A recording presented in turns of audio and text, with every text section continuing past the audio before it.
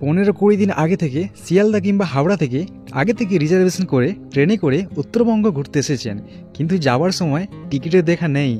হ্যাঁ, আমার সাথেও ঠিক এমনটাই ঘটেছে। আসার সময় এসেছিলাম বাসে, যাবার সময় যেতে হচ্ছে বাসে করে।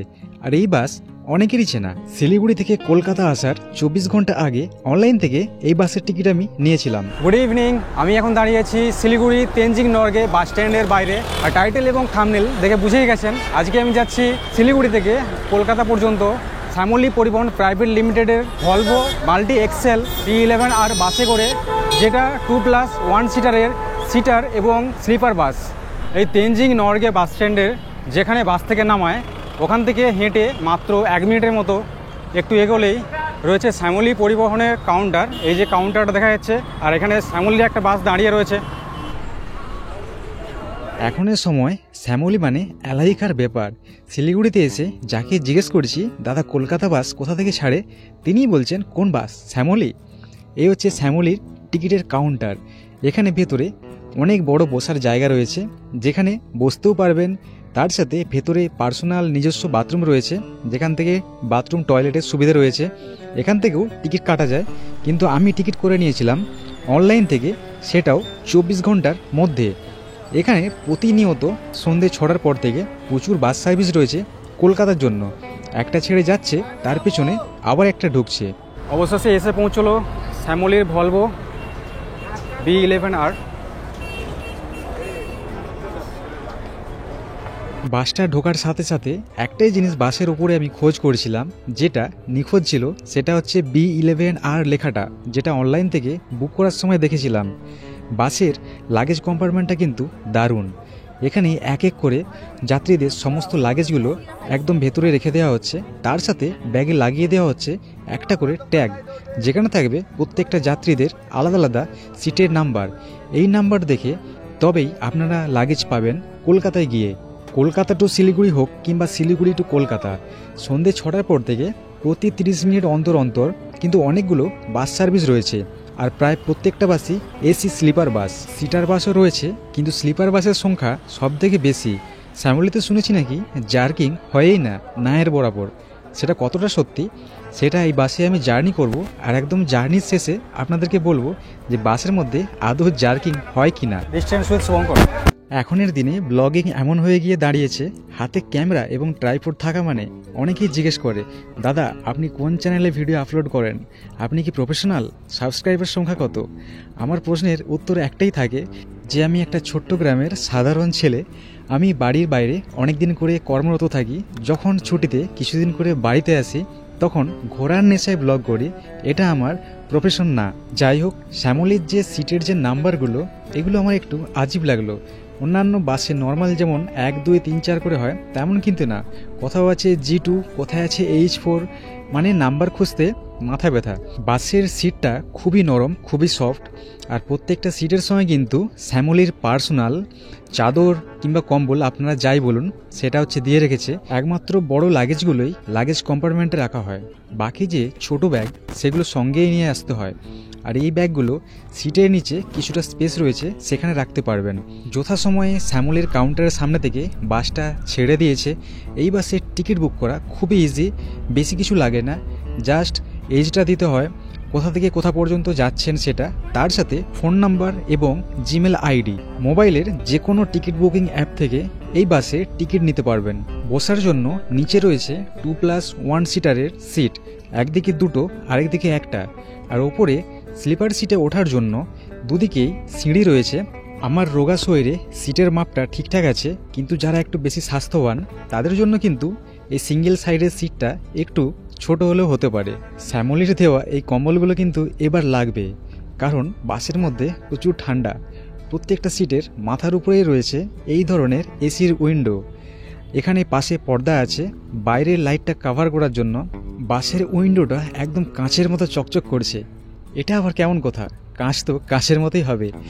এই যে নিচে এখানে USB পোর্টও রয়েছে, যেখানে মোবাইল অনায়াসে আপনারা চার্জ করতে পারবেন। পাদানিগুলো যে রয়েছে সেটা কিন্তু ট্রেনের নদী কোচের মতো ওঠানামা করানো যায় না, কিন্তু অ্যাডজাস্ট করে আরামে এই সিটে বসে যেতে পারবেন। একটা জলের বোতল আছে, যেটা এই টিকিটের সাথে ইনক্লুড। জলের বোতলের জন্য হোল্ডারও করা আছে। আর প্রত্যেকটা সিট কিন্তু এইরকম করে হ্যান্ডরেস্টগুলো ওপরে নিচে করে অ্যাডজাস্ট করে বসতে পারবেন, ডাইনে এবং বামে উভয় সাইডেই। এছাড়াও এই যে সিটে আমি বসে আছি, এটা কিন্তু পাসব্যাক সিটার, মানে এই পাশে দেখুন একটা নীল কালারের একটা সুইচের মতো আছে। এটাকে নিচের দিকে প্রেস করে পেছনের দিকে একটু চাপ দিলেই পুরো সিটটা একদম পেছনের দিকে চলে যাবে। রাত্রের টাইমে আরামসে এইভাবে সিটগুলোকে অ্যাডজাস্ট করে ঘুমিয়ে যেতে পারবেন। আর এটা কিন্তু উভয় সাইডে যত সিট রয়েছে প্রত্যেকটাতেই রয়েছে। এইবারে চলে আসি এই বাসেরই ওপরে যে স্লিপার সিট রয়েছে সেই জায়গাতে। এই বাসে ওপরের দিকে টোটাল 2+1 স্লিপার সিট রয়েছে। এটা হচ্ছে সিঙ্গেল সাইড, এখানে সিঙ্গেল ঘুমোতে পারবেন, এবং আরেকটা সাইড আছে সেখানে দুজন একসঙ্গে ঘুমিয়ে যেতে পারবেন। এখানে এটা জুতো রাখার জায়গা, স্পেশাল করে নিচে কোনো জুতো রাখার জন্য অ্যারেঞ্জমেন্ট নেই। আপাতত এখানে এই জুতোগুলোকে আপনারা রাখতে পারবেন। নিচে যেমন সিটগুলো যে আছে তার উপরে একটা করে এসির উইন্ডো আছে।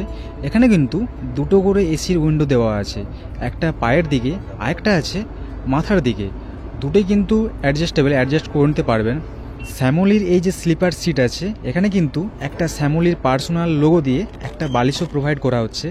বালিশ এবং যে হেডরেস্ট দুটোর কোয়ালিটি কিন্তু দারুণ, একদম সফট। আর মুখের সামনে যে এসির উইন্ডোটা আছে, ওটা কিন্তু খুব যদি ঠান্ডা লাগে তাহলে ওটা বন্ধও করে দিতে পারবেন। এই সিটে শুয়ে শুয়ে বাইরের যে পুরো দৃশ্যটা সেটা কিন্তু পরিষ্কার কাঁচের জানালার মধ্যে দিয়ে আপনারা দেখতে পারবেন। উভয় সাইডেই হলুদ কাপড় দিয়ে একদম কভার করা আছে। রাত্রে ঘুমাবার সময় এগুলো কিন্তু একদম টেনে নিজেকে আড়াল করতে পারবেন।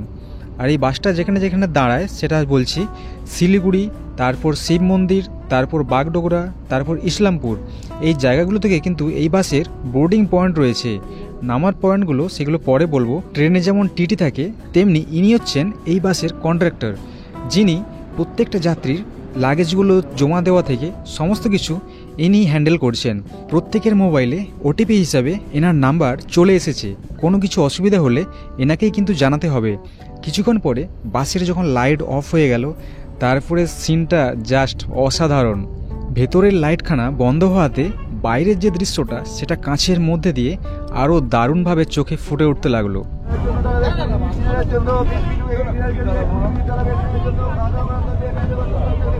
হঠাৎ করে কন্ট্রাক্টর বাবু এসে জানালেন ডিনারের সময় হয়ে গেছে, বাস 20 মিনিটের জন্য একটা ধাবাতে দাঁড়াবে, তাড়াতাড়ি নিচে নেমে পড়ুন। এটা ডালখোলার একটা ধাবা।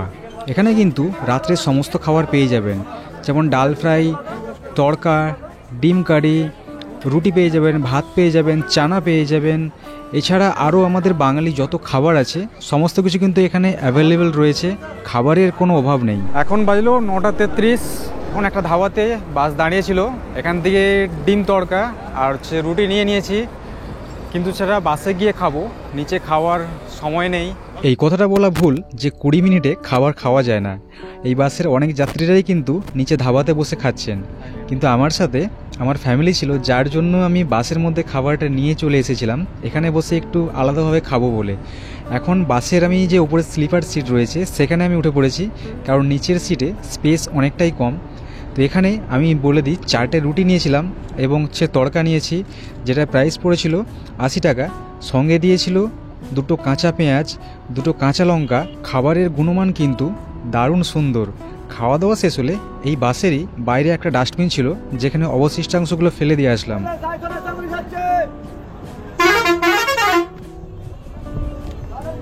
খাওয়া দাওয়া শেষ করে বাস কিন্তু আবার যথাসময়ে ছেড়ে দিল কলকাতার উদ্দেশ্যে। বাস ছাড়ার আগে এই বাসের যে টিকিট যিনি চেক করছিলেন তিনি এক এক করে প্রত্যেকটা সিটের যাত্রীদের চেক করে নিলেন যে সবাই উঠেছেন কিনা। তারপরে বাসের লাইট অফ হয়ে গেল, গায়ে কম্বলটা মুড়ি দিয়ে বাইরের দিকে তাকিয়েছিলাম, মাঝের মধ্যে ঘুমোচ্ছিলাম, আবার মাঝে মাঝেই দেখছি যে বাসটা কত কিলোমিটার ক্রস করছে এবং কোন জায়গায় এসে পৌঁছেছি। শিলিগুড়ি কলকাতা হাইওয়েটা যেমন সুন্দর, বাসের গতিও কিন্তু ততটাই মারাত্মক। এই রাস্তায় কিন্তু অনেকগুলো টোল ট্যাক্স পড়ে, যেটার কাউন্ট আমি এখন করছি না। অনেক দিন আগে কুচবিহার থেকে কলকাতা পর্যন্ত একটা স্টেট বাসে আমি জার্নি করেছিলাম, আর তাতে আমি দেখিয়েছিলাম টোটাল কতগুলো টোল ট্যাক্স ছিল এই রোডের মধ্যে। অনেকক্ষণ এইভাবে বসেছিলাম, তারপরে কিন্তু এসে পৌঁছালাম ফারাক্কা ব্রিজের সামনে। রাত্রি 12:30, তখন ফারাক্কা ব্রিজের স্টার্টিং পয়েন্টে পৌঁছালাম। আর পুরো ফারাক্কা ব্রিজটা ক্রস করতে কিন্তু 4 মিনিটেরও বেশি সময় লাগে। দৈর্ঘ্য এবং প্রস্থে এই ব্রিজটা কিন্তু সবথেকে বড় এই ভারতবর্ষের মধ্যে। এই ব্রিজের জার্নি এর আগেও আমি অনেকবার বাস জার্নিতে দেখিয়েছি। রাত্রি 3:03 বাসের লাইট আবার জ্বলে উঠল। কন্ট্রাক্টর এসে জানালেন বাস কিছুক্ষণের মধ্যেই কৃষ্ণনগরে প্রবেশ করবে, ওখানে 15 থেকে 20 মিনিট দাঁড়াবে। আপনাদের যদি বাথরুম কিংবা টয়লেটের যদি ইচ্ছে থাকে তাহলে এখানে আপনারা সেরে নিতে পারেন, আর জায়গাটা অনেকটাই বড়। 3:08 কলকাতা থেকে শিলিগুড়ি আসার সময় এই পান্থতীর্থ হোটেলে কৃষ্ণনগরে দাঁড়িয়েছিল গাড়িটা। এখানে এখন এসে দাঁড়িয়েছে ওই বাথরুম টাথরুম করার জন্য। দিকটা যে পান্থতীর্থ হোটেল, আর এইদিকে সব বাসগুলো সব দাঁড়িয়ে আছে। এটা 9600 এর বাসটা এখন থেকে বেরিয়েছিল সন্ধ্যে 6টার সময়। একই টাইমে বাসগুলো এখানে দাঁড়িয়ে আছে। এই যে পাশে এখানে এক্সপ্রেস লাইনের বাস এখানে একটা দাঁড়িয়ে আছে, এর পাশে আমাদের বাস।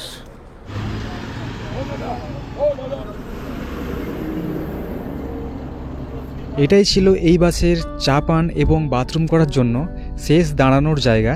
এরপরে বাস আর কোথাও দাঁড়াবে না। অনলাইনে টিকিট নেবার সময় আপনাদের ড্রপিং পয়েন্ট কিন্তু একদম ধর্মতলায় দেখাবে, কিন্তু তারপরেও বেশ কিছু জায়গায় এই বাস দাঁড়ায় ড্রপ করার জন্য। কলকাতা থেকে শিলিগুড়ি পর্যন্ত আপনারা যখন এই বাসে ট্রাভেল করবেন, টিকিট কাটার সময় যেই বোর্ডিং পয়েন্টগুলো আপনারা লক্ষ্য করবেন, মানে কলকাতা থেকে শিলিগুড়িতে যাওয়ার মুখে, সেই পয়েন্টগুলো কিন্তু আসার সময় ড্রপিং পয়েন্ট, যেগুলো টিকিট কাটার সময় ওখান থেকে শো করায় না। বাসের মধ্যে কিন্তু কোনো রকম জার্কিং আমি অনুভব করছিলাম না, এবং বাইরের যে সাউন্ডগুলো সেগুলোও আসছিল না।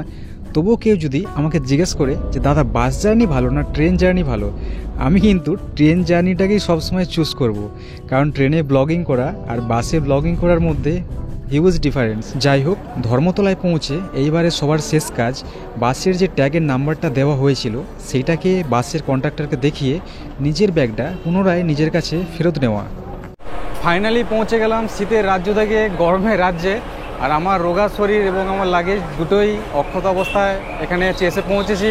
বাসের যে সার্ভিস আছে সেটা কিন্তু খুবই ভালো অন্যান্য বাসের তুলনায়। যেমন শ্যামলীর একটা নাম আছে, কাজেও শ্যামলী। আর এখান থেকে এখন আমি ট্যাক্সি ধরে যাব হাওড়া, তারপর হাওড়া থেকে বাস ধরে একদম বাড়ি, এরপরে আবার অন্য কোথাও দেবো বাড়ি। তাহলে আপনাদের সাথে দেখা হচ্ছে আবার নেক্সট ভিডিওতে। ততক্ষণ সবাই আপনারা ভালো থাকবেন, সুস্থ থাকবেন।